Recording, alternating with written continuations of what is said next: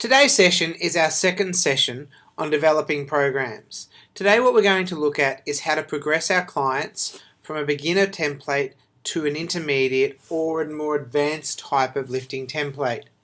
To start off with, we'd like to remind you of your rules of writing gym programs. Firstly, the program must be balanced in an agonist-antagonist balance. Always work your largest muscle groups first. Focus on technique with a full range of movement. Try and pick functional exercises for the client to work with.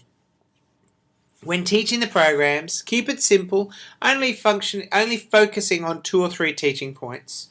Review the program every 6 to 8 weeks. Make sure you program in adequate recovery for your clients. Teach your clients how to get progressive overload so that they can move forward and achieve the results they're wanting to achieve. Record the results as they go. And of course, construct your programs to meet your clients' needs and their time restrictions so that the program fits within their lifestyle. So when we're looking at progressing clients, we can progress our clients a number of ways. We can progress them through increasing the weight. We can progress them through increasing the frequency of their training, the difficulty of the exercise, by bringing in variables such as stability or the number of exercises that they're doing. A prime example of how to progress an exercise would be in a beginner program. You would give a person a bodyweight squat or a dumbbell squat, where when we take them onto our next program, which we term an intermediate program, we would put them on a squat machine where potentially the weight would be loaded on their shoulders, or we could give them a barbell squat. These exercises are a lot more advanced than these exercises here and require a lot more stability and a lot more skill within the gym. From there you can even progress them further into advanced exercises where you could do exercises such as uneven squats where you have different weights on different sides of the body, or even take them into an uneven surface or an unstable surface. Looking at chest exercises, you could start with a person in a beginner template with a seated machine chest press or a lying bench press. From there you could take them to a barbell bench press or an incline barbell bench press, and then from there you could take them to a dumbbell press or even into a fitball dumbbell press. As you can see, as we progress, the requirements of strength, stability and coordination increase, so that the person not only has to get more strength through the muscles, but will also rely on more stabilizing muscles working. Our third progression here is going to have a look at a back exercise, specifically here a lat pull down. So we could start our beginners on a wide grip lat pull down with the knee pad supporting the knees. We could then take this knee pad away, which then requires greater stability through the abdominals for the person to sit on the lat pull down. From there you could progress them by taking them into a reverse grip and an unsupported reverse grip, and there you could even progress that further by taking them into an assisted chin up or an unassisted chin up. As you can see, as we move the person through, the complexity exercise increases and the stability demands also increase. So when we have a person on a beginner template, what we have done is we have started them with a 4 exercise based program. So they have a warm up and then 4 compound exercises. You'll recall that we put people on a continuum and you start them either as a beginner, an intermediate or an advanced. This program here was for our beginner. As that person becomes more and more skilled over time, what you may decide to do is transition them into an intermediate template. Now you don't have to transition people into intermediate templates. You can leave them on a beginner template if they're getting the results and that meets their needs. All you do then is progress the exercises, making the exercises more complex and more demanding. However, if people want to go into doing more exercises and having a greater load of exercises, then you can take them into an intermediate program. When we progress a person into an intermediate program, once again we're generally going to put them on from 8 to 16 weeks. We're going to be focused on neural adaptations and really start to get the strength adaptations kicking in.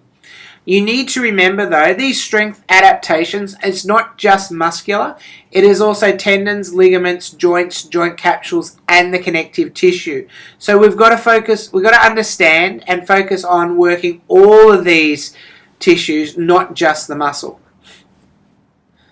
An intermediate program will enable the client to increase loads and do more challenging exercises. Also, progressing a client onto an intermediate program may help the client develop better technique as they move forward. So let's have a look at an intermediate program. An intermediate program basically is exactly the same template as your beginner program, except we're increasing the number of exercises. So we're doing 2 compound leg, 2 compound pull, 2 compound push, and 2 TVA or abdominal exercises. When we have a look at the characteristics of this program, what should happen is we should get a gradual increase in the difficulty of exercises. So you may go from machine exercises to bar exercises. You can use compound or isolated exercises, remembering that the program must be balanced. So you could put in, for example, a compound back and an isolated back, or a compound chest and an isolated chest, but it must be balanced. You can increase the intensity of the exercises to higher levels by increasing the weight and reducing the rep range.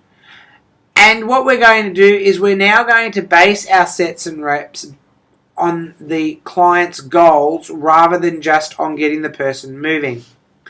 So when we look at that, what we all tend to do in an intermediate based program is give the client 2 to 3 sets. Their repetitions will be based on their goal. If someone is wanting to get toning or endurance, then we'll tend to give them a higher rep range. If they're wanting growth, we'll tend to give them the 8 to 12 rep range. And if they're focusing on nothing but strength, then we'll obviously lower this rep range. Now what we will tend to do with intermediate clients, because in our beginner template we started here, we can tend to either leave them here on a beginner template or reduce the actual reps, increasing the weight. Remember, we need to focus on progressive overload with our clients. So if we're going to give our clients a rep range of 8 to 12 reps, what should happen is the person should select a weight that allows them to get 8 reps, but they would struggle to get 12. The other thing that we're going to do is we're going to increase the intensity that the person's working at. So you'll recall in a beginner template we had them working at a level of intensity of 5 to 7. In an intermediate template we're going to really get the person focusing on that level of intensity of 7 while they're working out. Now the number of sessions per week is again dependent on the person's goals and their lifestyle. But ideally the person should be able to do this type of program 1 to 3 times a week, depending on how hard they're working and depending on what else they want to achieve within their goals. Now a person who wants to lose weight, so their goal is weight loss, is best off going on a hypertrophy to endurance based rep range. Remember, to help a person decrease body fat or lose weight, we need to increase their metabolism. Therefore, we need to get muscle growth. Now, a lot of women will be concerned about getting too big, and if they're training naturally, this is extremely hard for a female to do because they do not have enough naturally produced testosterone to create big muscles. So don't be afraid to give your clients the 8 to 12 reps for weight loss, but what you're better off doing is starting them potentially at this rep range and then slowly bringing this down as the weight goes up. So then you are gradually overloading not only the muscles but the tendons, the ligaments and the bones and the other structures of the body. So let's have a look at this intermediate template. This is a typical intermediate template. We're going to warm the client up by skipping, so we're giving them a harder exercise to warm up. We give them a compound leg exercise in the way of a lunge, then a compound leg exercise and a squat. We then give them a pull exercise, so we have our lat pull down and our cable row. So you'll notice here these are no longer supported. We're then going to give them a bench press and a shoulder press. So we now have 2 push, 2 pull exercises, so these are balanced.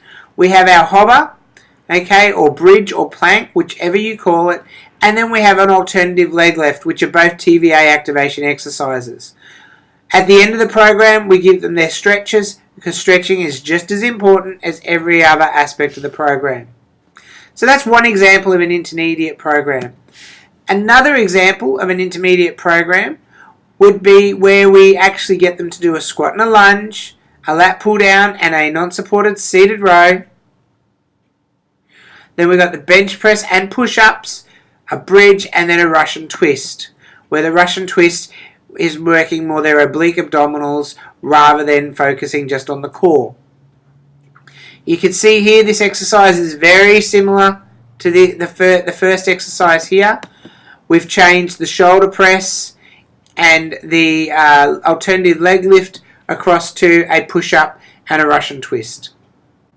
Now, when we are taking a person from a beginner template across to an intermediate template, you'll notice that these are the basic differences. Beginners do simple movements, easily coordinated, tend to be controlled by machines, and they require a little bit of stability or no stability at all.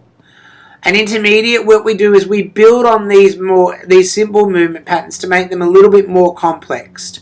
We tend to take away the machines so that the person is starting to rely on their body's ability to stabilize the weight, not the machines, and we then actually bring in more and more stability into the exercises.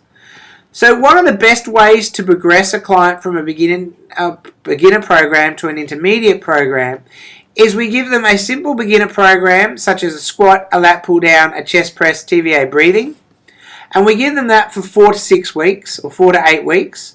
We then give them a second beginner program of a leg press, a supported cable row, a lying pin bench press and toe taps, and we then give them this program for the second 4 to 6 weeks or 4 to 8 weeks.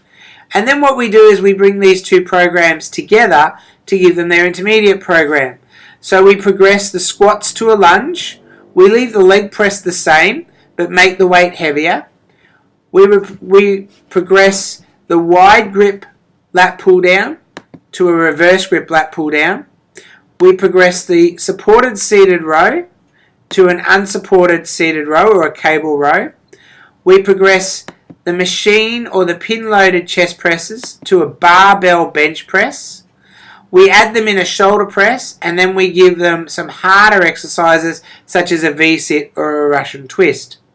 Now, this program in itself is actually quite demanding and actually quite complex. We have a lot of stabilizing muscles needing to work here. Okay, but we have no new movement patterns in any of these exercises except for the shoulder press. So progressing the person from these two programs where they've learnt the movement patterns should be an easy progression into this particular program, because a lot of these movement patterns are the same, if not only just a little bit different. So the person here should be able to progress their weight, reducing their rep range, and easily transition onto this intermediate program. So once again, like with a beginner program, we don't want to just give them a resistance training program. We also need to give them a cardiovascular program. Now, depending on how often the person wants to come to the gym and how much time they're willing to give you will determine what you do. So you may give the person, for example, 2 30-minute cardiovascular sessions and 1 strength session. So they're coming 3 times a week. You may give them 2 strength sessions and 2 cardiovascular sessions. You may give them a spinning class, for example, and then their strength training session. It comes down to each individual needs and the requirements of the person's lifestyle, and you're giving them the best program for them to get the results that they want. Make sure that you're getting your client to stretch after every workout. So many people do not stretch after they train. This needs to be a priority for you to teach your clients that they should do this. And again, don't be afraid to bring in lifestyle activities such as getting them to go walking and bike riding and do simple activities around the home with their family. We also need to give our intermediate clients a cardio program. So they'll have their strength training program to increase their muscle mass and their metabolism, and then they'll have their cardiovascular program to help improve their cardiovascular health and actually help them get fitter and healthier along the way. Now, the number of times a week a client will do a cardio program will be determined by how often they can train and what really their goals are. If you have a client that wants to lose weight, then potentially you should be giving them a cardio program at least 2 or 3 times a week. So how you break this up is really up to you. A person can come to the gym 3 times a week. You may decide to give them 2 weight sessions with a little bit of cardio at the end of each weight session, plus get them to do a cardio session such as a class or potentially a cardio workout on the equipment. If they were able to come 4 times a week, well then you would potentially go 2 and 2. If a person can train twice a week, you could get them doing resistance training once a week and a cardio session once a week. You can get them doing 2 resistance training sessions a week and no cardio, or you can do a combination of both. So there's 101 different ways to plan this. Looking at 3 times a week, you can get the person to do a resistance training session once a week and then 2 cardio sessions. You can get them doing a resistance training session twice a week and 1 cardio session. Or they could do a resistance training session once a week and then a combination of resistance and cardio sessions. How you combine these is totally dependent on how often the person can train and how long they can spend the time in the gym. One of the most effective ways of doing this is allowing the client to choose what they want to do based on how much time they have. So you may say to the client, look, you need to do your resistance training program at least twice a week. If you can come to the gym twice a week, then the first time you come, just do your resistance training program, and then the second time you come, do your resistance training program followed by 20 to 30 minutes of cardio. Always do your cardio after your resistance training program. This is because we want the person to be fresh when they do their resistance training program so that their stabilizing muscles are more fresh and their neural system is more fresh to actually help coordinate the movements and ensure there are no injuries. If the person hasn't got a lot of time and they're only able to come to the gym, say for 30 minutes twice a week, then you would probably get them to do 1 resistance training session and 1 cardio session. It comes down to their goals. If the person is more interested in focusing on strength and increasing their metabolism, then get them doing weights twice a week. If they're more interested in improving their fitness and getting cardiovascular fit, then get them to do a combination of the 2. Whatever you do, make sure the person is still doing their resistance training program at least once a week. Once again, as a fitness professional or a fitness leader, we want you to create a fit and healthy life for the person and not just a program. So you don't want to just be telling them, here's your weights program, now go do it. You want to be saying to them, here's your weights program, here's your cardio program, and here are the things you can do at home to improve your health. Go for a walk twice a week. Go for a bike ride on the weekend. If you're going to go to the shops, ride your bike or walk to the shops rather than drive. And actually try and integrate this program into their lifestyle rather than it just being something that they do at the gym once or twice a week.